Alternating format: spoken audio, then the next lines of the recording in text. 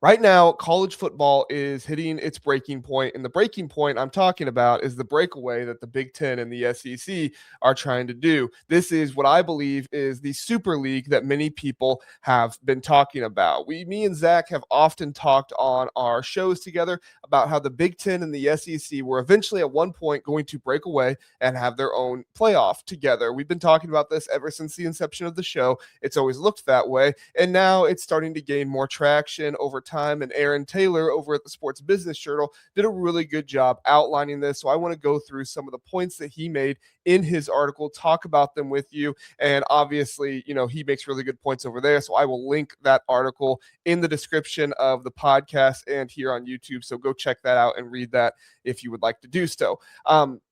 A lot of people go out there and talk about conference realignment and kind of use the big buzzwords of like expose, this happened, that happened, and message board drama and stuff like that. And don't get me wrong, we talk about stuff that happens on message boards on the show because I find it more interesting than the kind of regular college football talk that it's like everybody already has an opinion on. You're just going to yell at me in the comments when I don't agree with you. So I would rather talk about the stuff that maybe less people know about a little bit more. And in this scenario, this is something that I've been talking about for a long time. Aaron Taylor wrote a really good article on, and it's not message board drama. It's not hysteria. This is following basic economics of what the two power players in Greg Sankey and Tony Petitti are trying to do. Now, speaking of Greg Sankey, Aaron brought it up in his article, and I thought it was a fantastic point.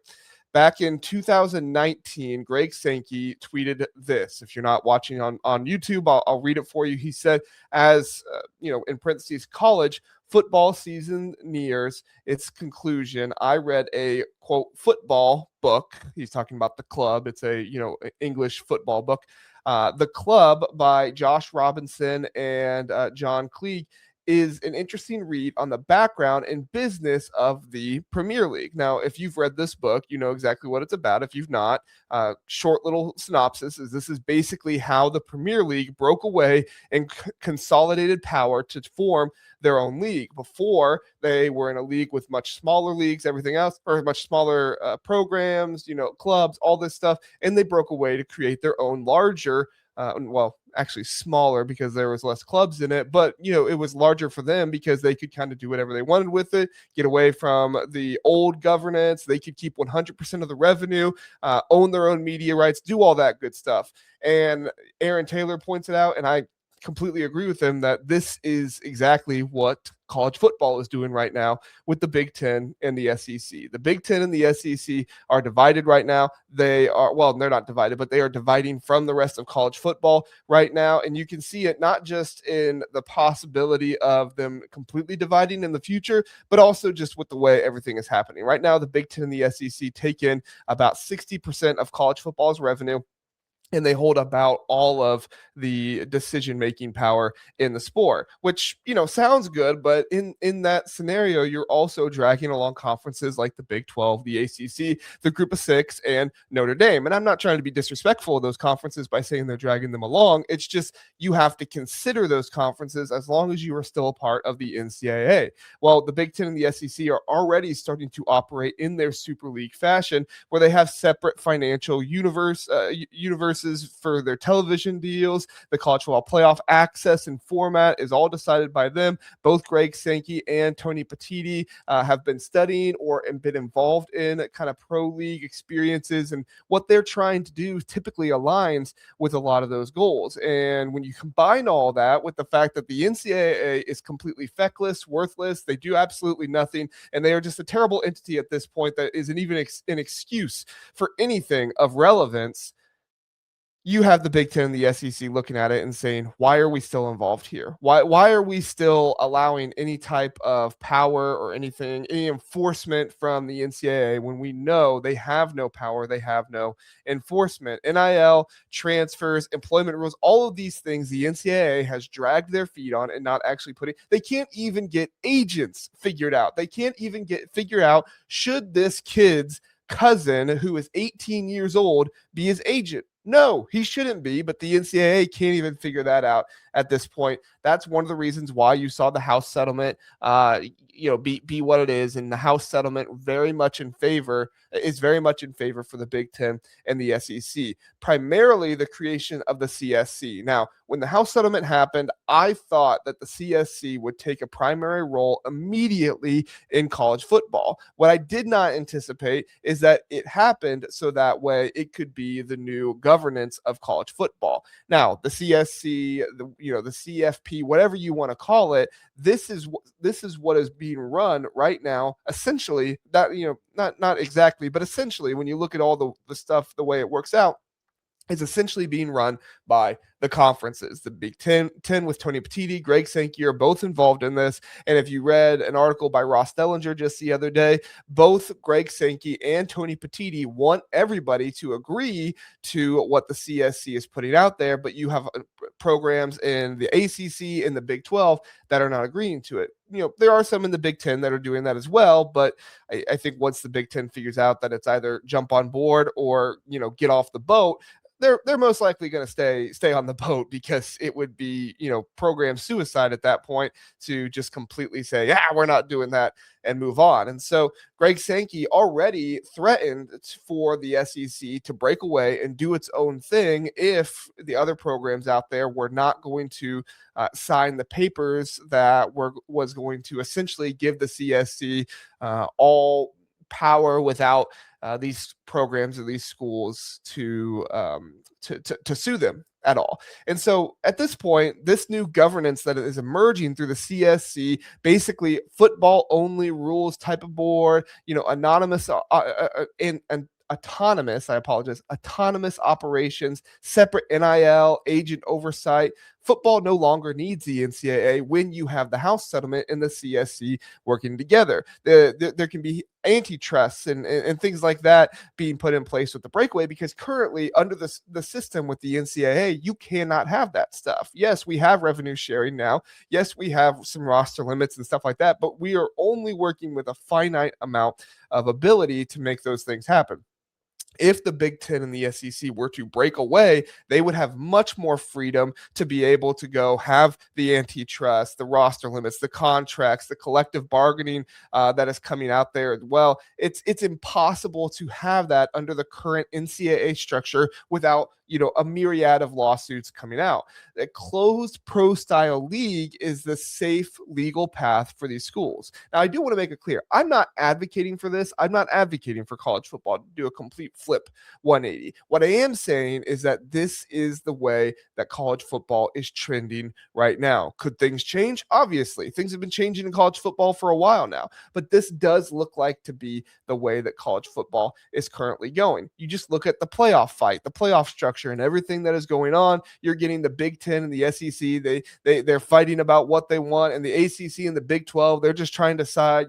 They're trying to basically side with the SEC, and the Group of Five just pretty much wants relevance. They just want to be involved. The Group of Six, whatever you want to call it. But this 2026 delay, it seems like it's more positioning to try and distract everybody from what the Big Ten and the SEC are actually trying to do, which is to basically create their own playoff where two leagues of about 20 teams or maybe 24 teams kind of break off and do their own thing. The TV networks would obviously be in favor of this. The TV networks are already not happy that, you have like a G6 team involved in, two G6 teams involved in the playoffs this year. Big 12 and ACC programs typically do not, I say typically, not every program, but typically do not give the same, ratings as maybe some other SEC programs. Some lower tier Big Ten programs are about the same as them, but, the top half of the Big Ten pretty much far outweighs those options there. So what we're looking at here is we're looking at a pro-style league eventually forming between the Big Ten and the SEC. I think conference expansion will happen before that goes on, so that way these two leagues can get get somewhere between 20 to 24 teams in their league. And then basically once that happens, that's when you will see the Big Ten and the SEC break away. You're going to be looking at schools like Miami, North Carolina, Florida State, Clemson, Virginia, maybe a few in the Big 12. I know Texas Tech would most likely love to be involved in something like this, but Texas Tech is one of the programs that's the biggest issues right now with not signing the paperwork for the House settlement with the CSC. So most likely what's going to happen is we're going to get the 16-team playoff here at some point. We might get conference play-in games, something like that going on. And then in about 2027, 2028, I think that's when you'll really see the transition start to happen for college football. The CSC will kind of become the de facto governance body. The conferences will start to act more like pro divisions, like the NFL or the NFC and the AFC type of deal, rather than the Big Ten, or rather than 4 different conferences, consolidate it down to just 2, and then you pretty much have the divide that we have now with the North and the South.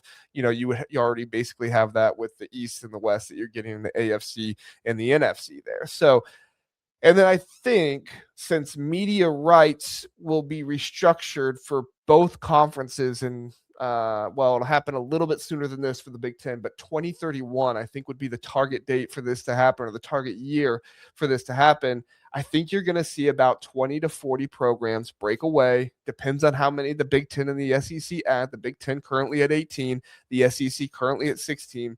Depending on how many they add, I think you're going to see these 2 conferences break away and basically create their own thing. Look, the SEC does not have enough relevance to become their own league where they are everything all by themselves. The Big Ten doesn't have enough relevance to do that. But together, they make up the majority, I guess we would say. I would say almost 3/4 of fandom in all of college football. And if you put in who's the most passionate fans and stuff like that, it's probably even more than 3/4 at this point. So I think this is where we are heading in college football. I'm not saying I like it. I'm not saying I don't like it. I think it's going to be very different, and I do think there will be some positives to it, but there could be some, there's going to be negatives to this as well. Let me know your thoughts on all of this in the comment section. Do you see this kind of, thing happening here? It's the economics of itself more than anything else. I know many people are going to get in the comments and say, well, I don't want this to happen. I don't want that to happen. And I get that. There'll be a time and place to talk about what we want and don't want, but just where do you see college football moving from here? Let me know down in the comments. This is a very interesting time for college football to figure out what's going on. The Big Ten and the SEC pretty much in charge of it all, and I think that we're going to get some more information in the coming years to see what happens here. But if things continue to trend the way they are trending, I think we're going to see a breakaway with the Big Ten and the SEC in the coming future. And it's not just hysteria. It's not just message board rumors. It's economics. It's the way things are, trending right now. It's consolidation, bring the money together, make more money. It honestly just works out, which, again, I don't want it to happen, but it's the way things are going right now.